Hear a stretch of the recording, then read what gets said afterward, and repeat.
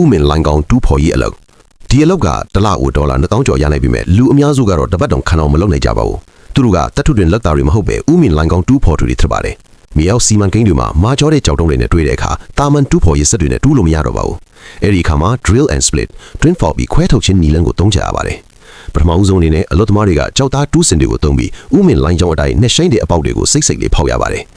အဲ့ဒီနောက်ကြောက်ခွဲစက်တွေနဲ့ hydraulic စက်တွေကိုသုံးပြီးကြောက်တုံးတွေကိုတစ်စက်စီခွဲထုတ်ကဖယ်ရှားပြရပါတယ်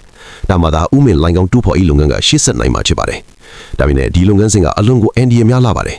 ကြောက်သားတွေကဖိအားတန်းကိုခံနိုင်ရရှိပြီးမြဲဆွဲအားနဲ့ဖြတ်တောက်အားတန်းကိုတော့မခံနိုင်ပါဘူးအားတရောမှုမမျှမတသွားတာနဲ့ကြောက်တုံးကြီးတစ်ခုလုံးရုတ်တရက်ပေါက်ခွဲထွက်လာနိုင်ပါတယ်အဲ့ဒီလိုဖြစ်ရင်အလုပ်သမားတွေကိုပြင်းထန်စွာဒဏ်ရာရစေနိုင်တယ်လို့ကြောက်သားတွေပြိုကျပြီးလူပေါင်းများစွာတေဆုံးနိုင်တဲ့အထိဆိုးရွားပါတယ်နောက်ထပ်ခံနိုင်ရရှိဖို့ခက်ခဲတဲ့အချက်ကတော့ဒီအလုပ်လုပ်သူတွေကမိသားစုနဲ့ဝေးကွာပြီးနှစ်နှစ်ကြီးပြီးနေထိုင်ကြရတာပဲဖြစ်ပါတယ်မိသားစုနဲ့ပြန်ဆုံတွေ့ဖို့အခွင့်အရေးရဖို့ကတော်တော်လေးစောင့်ဆိုင်ကြရပါတယ်